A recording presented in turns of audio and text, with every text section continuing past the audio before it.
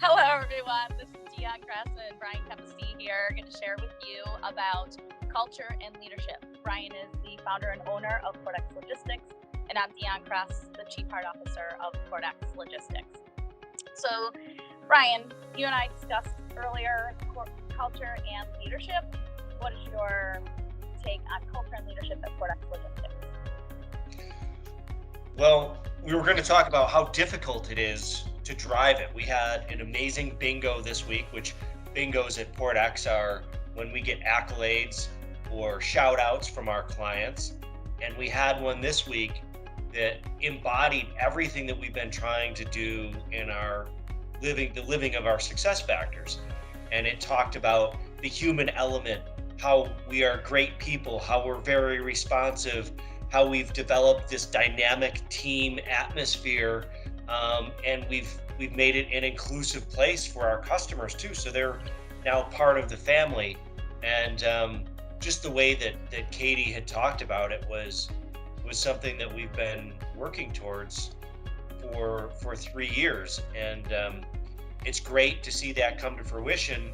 But for those people watching this, they may think, oh, well, that just happens, or maybe they just did something great for the month to make it happen.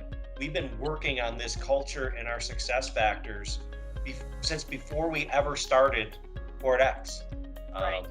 So I think that's something that we're going to talk about today. Is it is difficult, and how you do it and how we create it and what our take on it is at Portex. Yeah, you and I think, both have had professional experiences that haven't been the same as the team has at Portex Logistics. I certainly know I've experienced some cultures that were very difficult, right? So I've worked for 3 Fortune 500 companies in medical device and pharmaceuticals, and the culture of those organizations was very different. I never felt like I was treated like a human being. I was treated more like a number. No one expressed any kindness or care for who I was and what I was doing in terms of contribution. So to create that environment is really difficult. And to try and bring everyone together and experience that environment is very difficult. I know my experience has never been what I've experienced at Portex. And kudos to you for creating that. As you mentioned, Katie's bingo, she kind of talked about how you've taken some really dynamic people, you put them in a room, and maybe added a little alcohol, right? And that's part of the fun, weird Portex culture, right? Friday afternoons, we might have a cocktail at the end of the day, right? Just to kind of enjoy or celebrate the week together, which is part of the dynamic. But that certainly would not have happened in my past experiences. Yeah, and when I've worked with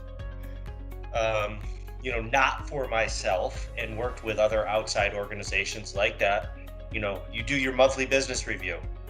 Did you meet your budget today? Did you not meet your budget? Yeah. And that's about it. And we're really, we always talk about enhancing people's lives, and we're trying to do that internally. We're trying to do that with our vendors. We're trying to do that with our customers. And it's a long process. It's not something that happens overnight, and it's something you need to work on every single day.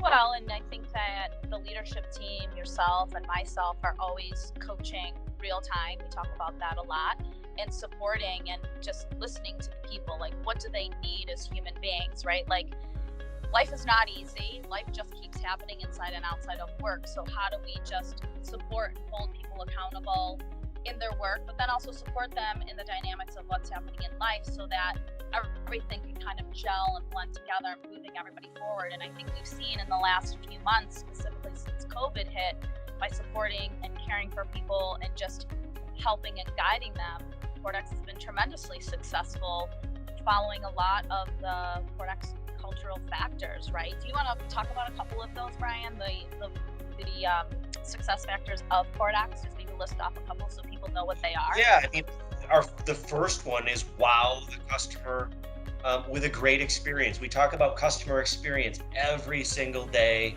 and how they experience their interaction with Portex.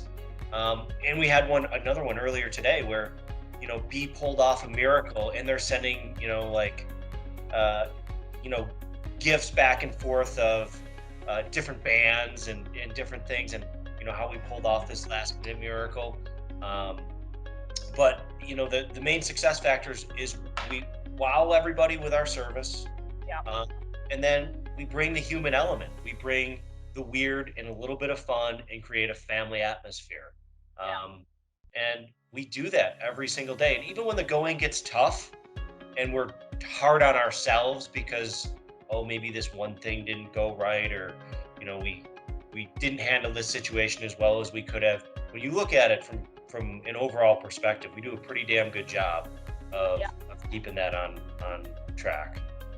And also part of those success factors that I always go back to is communicate. And you and I had talked earlier today about, you and I talk every day, right? And touch base on what's happening with the team, what's happening with the leadership team, what's happening within the organization, where do we need to right the ship, if you will. And then I also talk to the leadership team almost every single day, because they're each in their lanes doing what they do as they contribute to the organization. But I talk to them every day and then go back to the team and again, right the ship as we need to make everyone's going in the right direction. And there's different dynamics that happen every day. Today on our Thursday conference call that we do with the entire organization, we had recognized there's a lot of stress in our industry right now. There's no chassis, there's no truck availability, pricing is going through the roof, there's a strike in Montreal, there's all these different dynamics that we need to deal with. And the customers can get a little chippy and the shippers can get a little chippy, and we need to use our emotional intelligence that you've worked with the entire leadership team on. Identify, okay, let's just take a step back, let's realize that we're all still humans, we all are going to get through this together, and let's just try to educate, communicate, and provide that wow at the end of the day. But it does take that recalibration all the time, and that's where you help the entire team say, all right, it's not that big of a deal, let's just change our perspective, step back, and then move forward. Right, because if you take that moment, take a breath, pull yourself back, look at the big picture again, you're like, okay, in the grand scheme of things, is this a crisis? Maybe. But if you can take a step back and pull yourself out of, we can often get pulled into drama, right? And we get very emotional and kind of get caught up in it, which doesn't help us to problem solve. But as soon as we take that step back, maybe talk to you or talk to myself or the team talk to each other, put things into a new perspective and say, okay, how do I go about this, like A, B, C, to solve the problem, right? Because when you get all emotionally tangled in it, your mind is foggy, you can't come up with a clear plan, and it's a lot harder to solve. So, and it's easy to do in this crazy transportation world that has so many obstacles on the East Coast, West Coast, Canada. The customers are in work from home, COVID, and I always tell people, their kid could be sick, their husband could have cancer. Like, you don't know what the hell else they're dealing with on the other end, right? So let's just take our step back. We're gonna be the best human that we can be in the situation and try to move that ball forward and help them get through the situation. Yeah. Well, you can see, and Ryan, you obviously know, for the audience who's watching, I am on vacation right now and I'm in a beautiful place doing this recording. But before I got here, I had said to the team, and I can't remember how I put this, it might have been on one of our conference calls, where I said something to the effect that you guys know, like, you're in the oh shit business, right? Like, you describe yourselves as the guys who come in kind of on the back end of things when things are falling apart. People call on you because you can handle the really difficult moves and the crisis situation. So you're the oh shit guys. So I said, that's how you kind of have to come into your day. Like, okay, I'm ready to go into battle because this is what we do. I'm ready to problem solve. I'm ready to handle this crisis. I'm ready to manage it.